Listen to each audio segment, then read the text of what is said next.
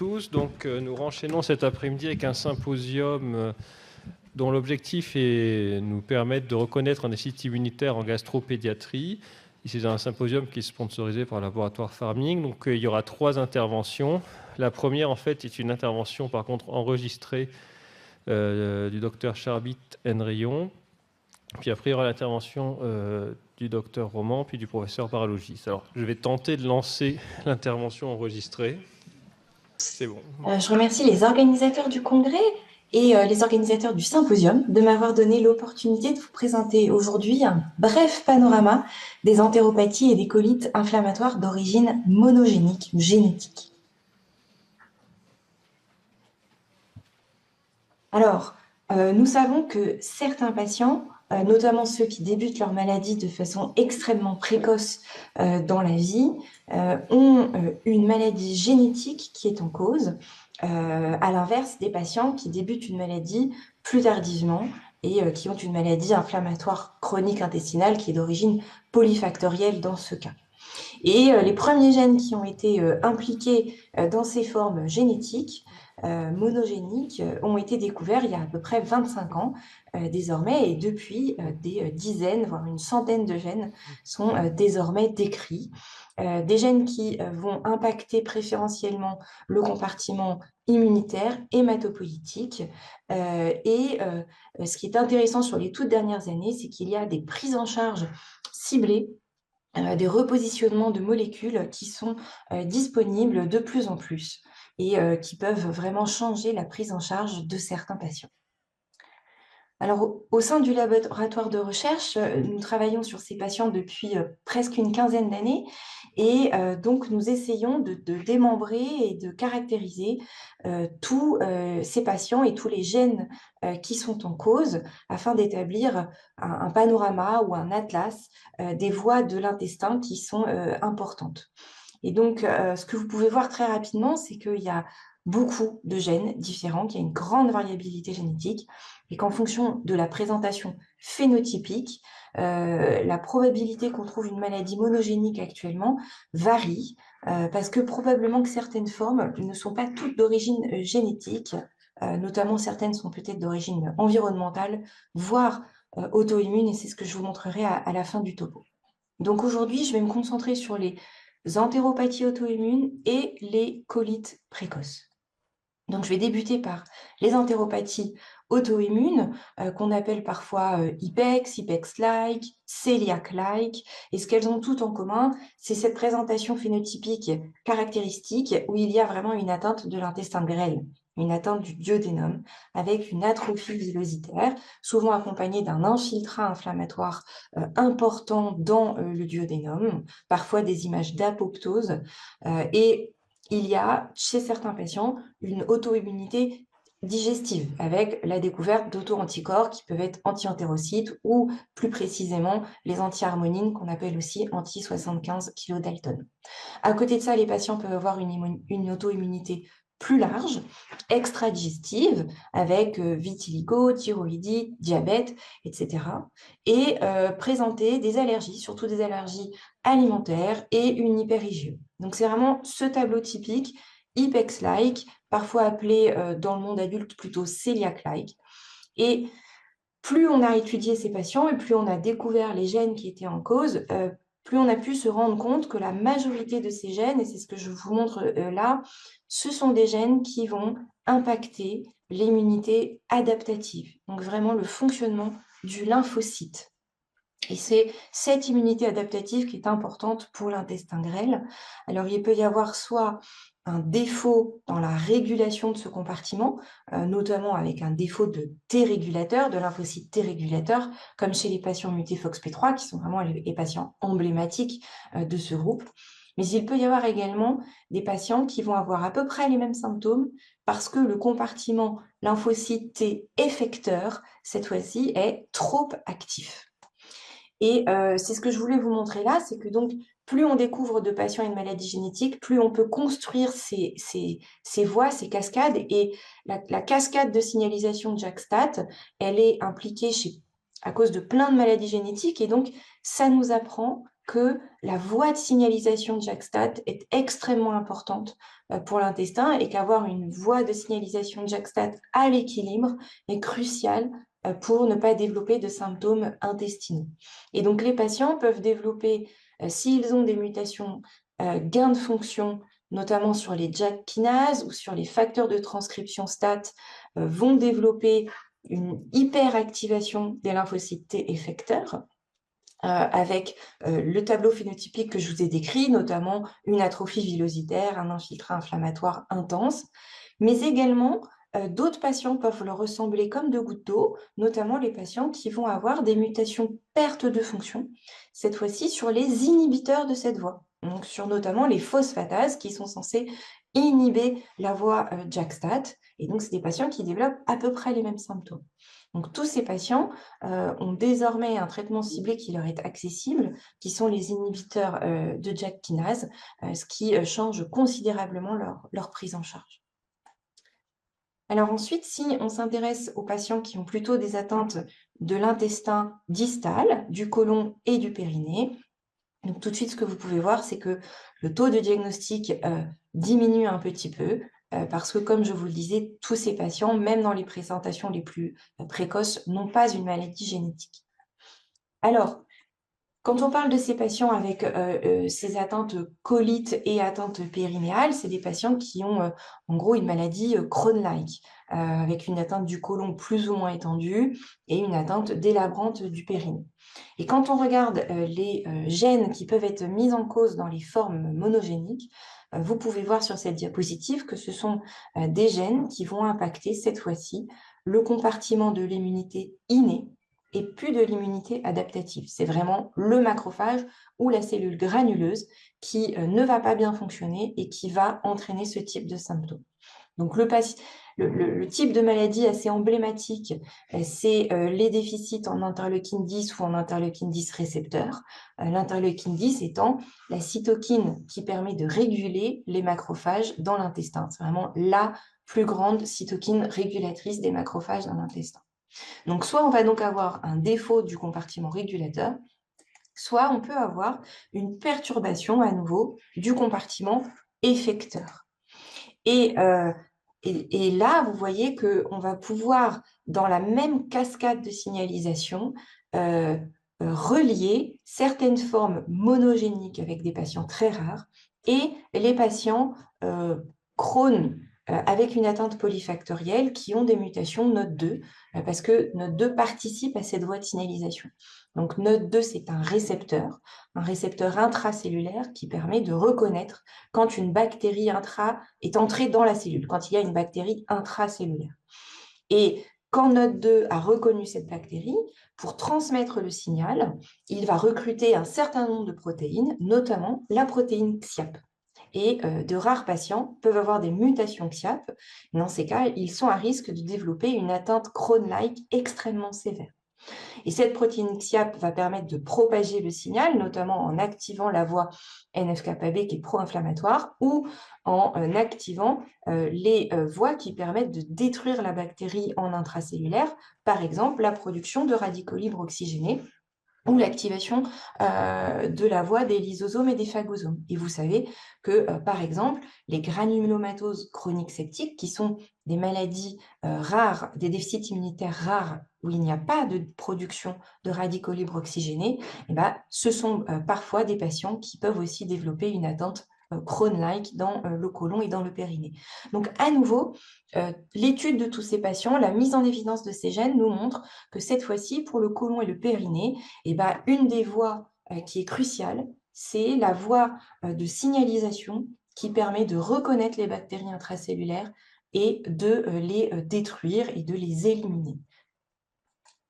Alors, pour finir, en ce qui concerne les colites isolées, donc des patients cette fois-ci qui vont plutôt avoir une atteinte RCH-like, ou en tout cas une atteinte sans atteinte du périnée, c'est à nouveau des voies de l'immunité innée qui sont touchées, Il y a quand même peu de diagnostics d'atteinte monogénique dans ce groupe-là. C'est le groupe qui a le moins de diagnostics, mais comme vous pouvez voir, par contre, ça peut toucher toute une variété de voies de signalisation, probablement un peu plus diverses que dans les deux groupes précédents, avec l'inflammasome qui peut être affecté, la voie NF-κB, la voie du TGF-bêta. Et dans des rares cas, ça ne va plus être le compartiment hématopoïétique, mais cette fois-ci, la cellule épithéliale qui peut avoir un rôle dans l'immunité innée qui peut être défectueuse. Mais je n'aurai pas le temps de rentrer dans ces tableaux-là, mais c'est pour vous faire un bref aperçu de ces autres voies. Donc, ces maladies génétiques, en conclusion, ce sont des modèles expérimentaux, ce sont vraiment des maladies rares, mais qui nous apprennent quelles sont les voies indispensables au maintien d'une barrière intestinale en bonne santé. Et je trouve qu'ils ont été presque revalidés, si on peut dire, par ces découvertes très récentes qui datent de cet été, de patients qui présentent des phénocopies. Ce sont des patients qui présentent des symptômes identiques à une des maladies génétiques, mais pas parce qu'il y a une mutation, parce que les patients ont des auto-anticorps qui sont inhibiteurs. Donc, par exemple, dans cet article superbe qui est sorti cet été, les auteurs montrent que certains patients qu'ils ont étudiés avaient un tableau qui ressemblait comme deux gouttes d'eau à des patients qui seraient mutés sur l'interleukine 10 ou sur le récepteur de l'interleukine 10, et en fait, ils avaient des anticorps inhibiteurs de l'interleukine 10. Donc, ça revalide à quel point ces voies de signalisation sont essentielles. Voilà. Donc, les entéropathies, les colites monogéniques sont des maladies extrêmement rares, mais on peut en apprendre quelles sont les voies de l'immunité qui sont essentielles, dans quel secteur de l'intestin, dans quelle région de l'intestin elles sont importantes, et parfois avoir accès à des thérapeutiques ciblées. Donc évidemment, ce que je viens de vous présenter en quelques minutes est le fruit de beaucoup de travaux, de longues collaborations internes au départ au sein du laboratoire de l'Institut Imagine qui était dirigé par Nadine Sarbensussan qui est récemment partie à la retraite, mais ça me permet également de souligner à quel point nous avons eu des collaborations géniales avec nos investigateurs français, notamment du protocole Immunobiota, et je vous remercie tous pour votre confiance, et je pense que grâce à ces collaborations, nous avons pu, je pense, avoir de belles avancées, et j'espère que nous continuerons longtemps de collaborer ensemble. Je vous remercie pour votre attention. Donc c'était effectivement le docteur Charline Arian, je peux préciser, qui travaille à Necker, enfants malades et à Imagine. Donc maintenant, on va passer la parole au docteur Céline Roman sur le sujet « Compenser un déficit immunitaire chez un enfant ayant un tableau digestif ».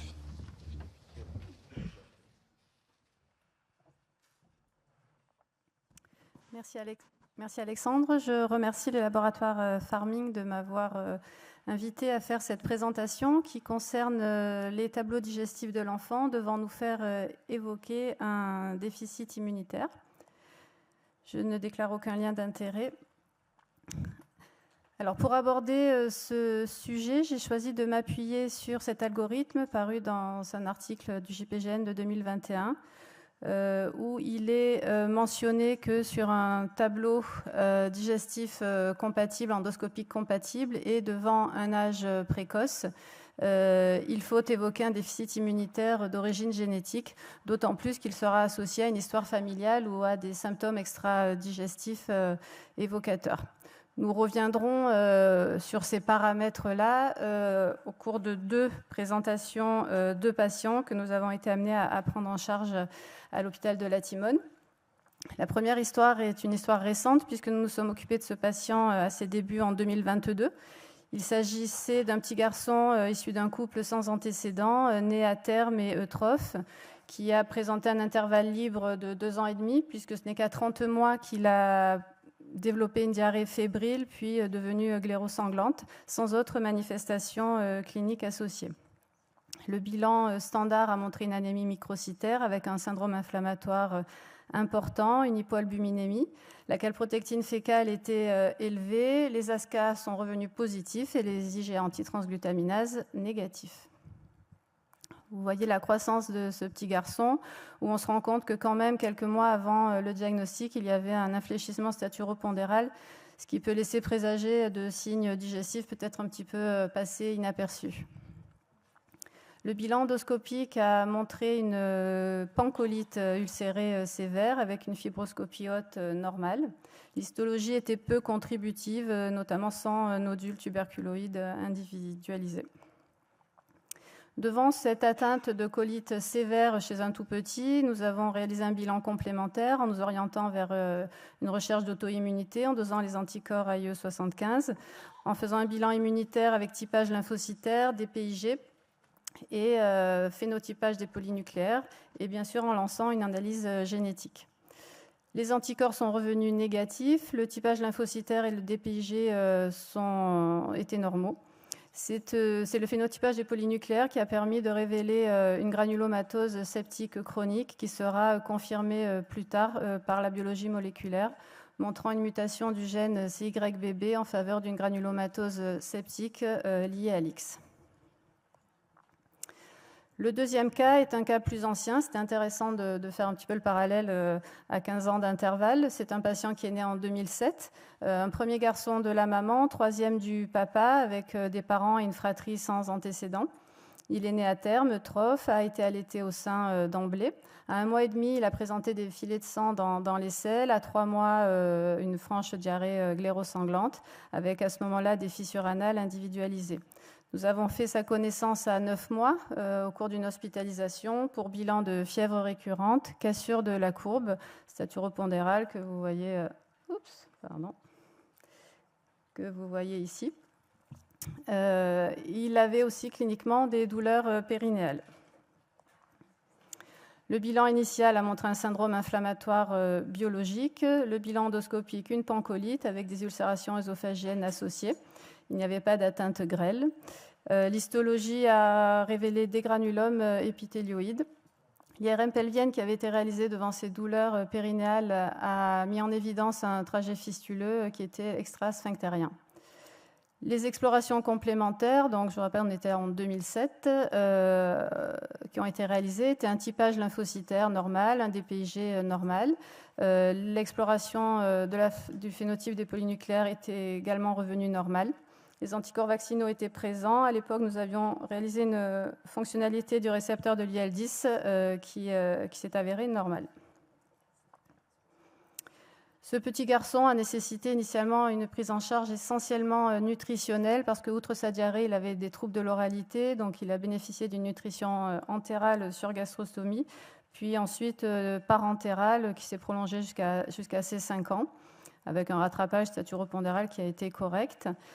Sur le plan médicamenteux, nous l'avions traité par corticoïdes et azatioprine, puis dès l'âge de 15 mois par anti-TNF. À l'époque, nous avions mis en place de l'infliximab. Malgré ce, l'évolution n'a pas été favorable avec apparition d'une sténose du canal anal qui a nécessité une colostomie droite à l'âge de 3 ans et demi. Ce n'est que vers 7 ans que nous avons eu que la génétique nous a aidés dans la gestion de ce patient avec la mise en évidence d'une mutation du gène XIAP qui a donc permis de poser le diagnostic de déficit en XIAP. Ultérieurement également, nous avons pu réaliser l'enquête de cette famille, l'enquête familiale génétique. Donc, comme vous le voyez, c'est le grand-père était également malade, mais n'a eu aucun symptôme, aucun souci infectieux, jusqu'à ce qu'il décède à 69 ans d'une encéphalite à JC virus. Ce monsieur a eu 3 filles qui elles-mêmes n'ont eu que des garçons. Donc, notre patient a eu un petit frère qui s'est avéré sain. Et en même temps que nous portions le diagnostic génétique, est né un petit cousin qui est décédé en période néonatale d'un syndrome d'activation macrophagique. Alors, si l'on revient à notre algorithme de départ, il est évident qu'il faut se focaliser en premier lieu sur l'âge de début des symptômes, donc avant 2 ans sans aucun doute, et même jusqu'à 6 ans en cas d'histoire familiale ou de signes cliniques évocateurs. Nous y reviendrons. Juste pour vous rappeler que les MICI pédiatriques concernent le moins de 17 ans, que ça représente 15 à 20% des maladies inflammatoires chroniques intestinales, qu'on appelle, décidément, qu'on appelle MICI à début précoce ou les VE-IBD, les patients atteints avant l'âge de 6 ans, et que ça représente 6 à 15% des MICI pédiatriques. Les MICI infantiles du moins de 2 ans sont un petit peu plus difficiles à répertorier car beaucoup moins fréquentes. Le deuxième point important, c'est l'aspect endoscopique. Alors là, je vous ai présenté 2 cas qui avaient une atteinte colique. Bien entendu, il y a aussi des atteintes grêles qui peuvent exister. Concernant les atteintes coliques, elles sont la plupart du temps pancoliques. Enfin, il y a une plus grande proportion d'atteintes pancolites chez ces tout petits par rapport aux formes plus tardives et également de colites inclassées. L'histoire familiale, si elle est présente, peut bien sûr nous aider. Vous avez vu que dans nos 2 cas cliniques, ce n'était pas si évident que ça, parce que le premier patient était un premier-né, avec une maman certes qui était vectrice, mais qui n'était pas malade. Et pour le deuxième patient, l'histoire s'est complétée au fil des années. Les signes cliniques associés peuvent être une atteinte périnéale, mais aussi des signes extradigestifs purs, cutanés, respiratoires, que n'avaient pas particulièrement nos 2 patients, une association à de l'auto-immunité. Tout ça doit faire évoquer la présence d'un déficit immunitaire et d'une maladie monogénique. Donc pour conclure, on peut dire que devant tout aspect de maladie inflammatoire endoscopique, colique, mais aussi parfois du grêle, il faut évoquer, surtout chez le moins de 2 ans, un déficit immunitaire. Chez le moins de 6 ans, on fera un peu plus attention s'il y a des signes digestifs, extradigestifs et une histoire familiale évocatrice. Que faire à ce moment-là? Bien sûr, discuter de façon pluridisciplinaire ou en RCP, essentiellement avec nos collègues immuno-hémato, de quel bilan immunitaire faire, lancer en parallèle un bilan génétique qui va dépendre un petit peu selon les habitudes locales, soit d'un panel ciblé, mais de plus en plus fréquemment directement via un exome qui pourra nous aider dans la prise en charge. Je vous remercie.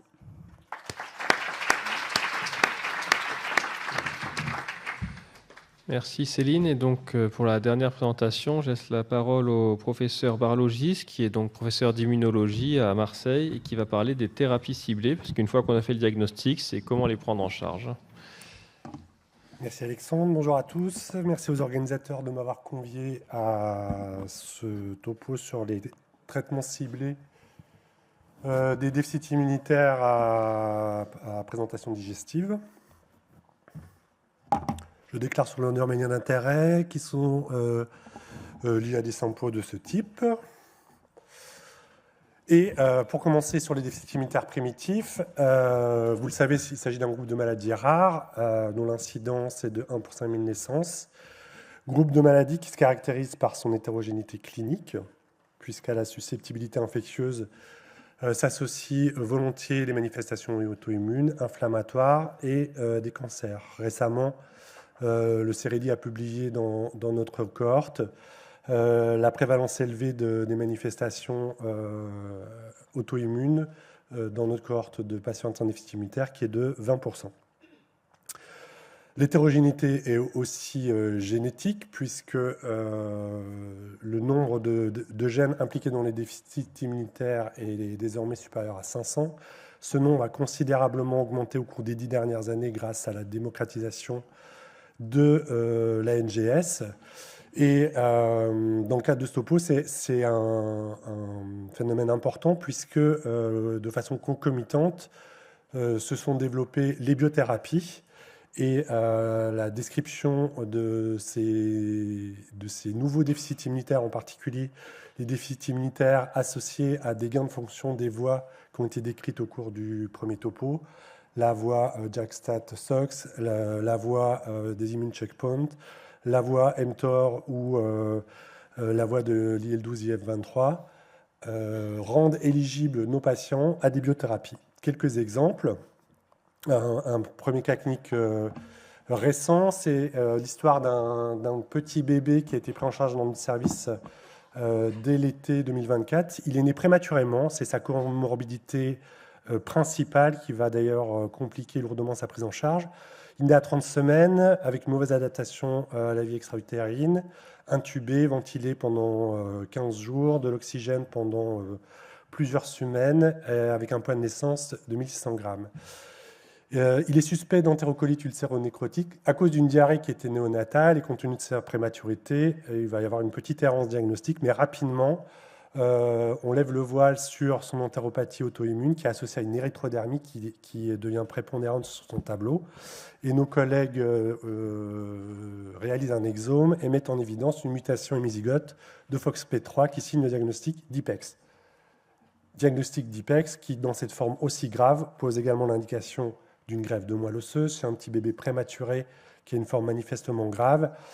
La question se pose de est-ce qu'il est raisonnable d'aller à la greffe. Il se trouve que ce petit garçon avait une grande sœur géno-identique et c'est la raison pour laquelle on a décidé de donner une chance à ce greffon de pouvoir guérir la maladie. Et donc, il a été intéressé dans notre service cet été, enfin l'été dernier, pardon, au moment où on a diagnostiqué son IPEX. L'IPEX, notre collègue... Oh, ça ne marche pas. Diapo suivant, s'il vous plaît. J'arrive pas à la passer. Alex. Merci. L'IPEX, on l'a décrit tout à l'heure, c'est l'acronyme de polyendocrinopathie auto-immune. C'est une agression auto-immune tissulaire liée à une pathologie du lymphocyte T régulateur par mutation de FOXP3. Et cette agression auto-immune a pour cible principale le tube digestif, le pancréas, la peau, de façon moins systématique, le rein et la thyroïde. Cette agression auto-immune, elle est liée à l'altération de la voie mTOR-AKT et qui rend éligibles les patients à un traitement ciblé par des inhibiteurs de mTOR, la rapamune, qui contrôle la lymphoprolifération et l'auto-immunité. Et dès le diagnostic posé, ce bébé bénéficie d'un traitement par inhibiteur de mTOR à 3 mois de vie, qui arrête la diarrhée, qui améliore dans une moindre mesure son érythrodermie, tout ça sous parentérale exclusive. Mais cette amélioration va être transitoire. Il se dégrade au bout de quelques semaines, il est très inflammatoire, la peau réévolue et puis son éosinophilie augmente. Les inhibiteurs de rapamune ne suffisent plus, il faut accentuer le traitement immunosuppresseur et on utilise des anticorps antilymphocytaires pour contrôler cette auto-immunité et essayer de lui faire prendre du poids. On s'était fixé 3 kg pour l'amener à la greffe. Et ça fonctionne dans une moindre mesure pendant quelques semaines. Il prend du poids, mais au mois d'octobre, il échappe au traitement, se met à avoir une activation macrophagique. Donc on intensifie le traitement antilymphocytaire et on l'amène à la greffe dans des conditions immunologiques parfaitement incontrôlées. On s'attendait au pire, mais le conditionnement myélo-ablatif a mis au repos l'agression auto-immune. Et en réalité, dès les jours qui ont suivi la greffe, l'inflammation s'est complètement éteinte, la peau est devenue normale, il n'y a pas eu de réapparition de diarrhée. Et aujourd'hui, on est à 4 mois, un peu plus de 4 mois de cette greffe. Il a un chimérisme total d'honneur. On a significativement diminué la parentérale avec une réintroduction de la nutrition orale qui se passe bien. Il ne fait pas de GVH et on a de grandes chances d'avoir guéri sa maladie immunologique. Même si, bien sûr, c'est trop tôt pour dire. Deuxième histoire, un peu similaire par sa précocité. C'est l'histoire d'un petit garçon qui est né en novembre 2020, qui développe une diarrhée néonatale, qui initialement est mis sur le compte d'une APLV. Mais il est hospitalisé à 7 semaines de vie dans un tableau d'acidose et avec une cassure de la courbe de poids. Je m'excuse, je pensais l'avoir mise, sa courbe. Le bilan de diarrhée met en évidence une diarrhée auto-immune. Et on le prend en charge en pensant que c'est un IPEX, nutrition parentérale, corticothérapie et inhibiteur de mTOR. Ce qui n'allait pas du tout avec l'IPEX, c'est la splénomégalie. Et à l'exome réalisé par Alexandre Fabre, on met en évidence un variant LRBA à l'état hétérozygote. On n'aura jamais retrouvé le deuxième variant, mais par contre, Frédéric Leca à Imagine confirme le diagnostic en montrant l'absence d'expression de LRBA, qui pose le diagnostic de son entéropathie auto-immune. LRBA, c'est le partenaire de CTLA4, enfin, c'est la protéine qui permet le recyclage à la membrane de CTLA4, qui est un checkpoint inhibiteur, et si bien que le déficit en LRBA, c'est une phénocopie de la ploinsuffisance de CTLA4.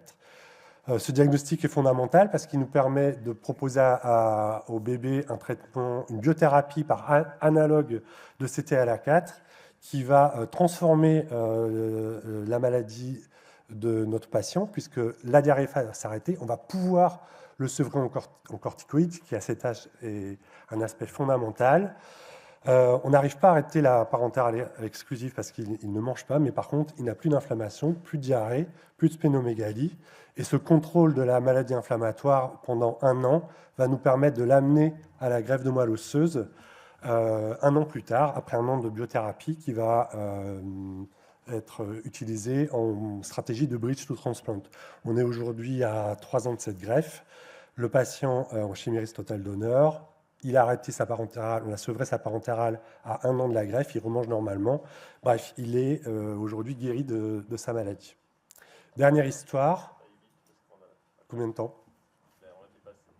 Ah. Si on a dépassé, je peux m'arrêter là. Et pour conclure, alors c'est dommage parce que c'était une histoire de lymphoprolifération digestive sur un gain de fonction de stade 3 d'une patiente extrêmement grave dont la maladie a été transformée par un JAK inhibiteur.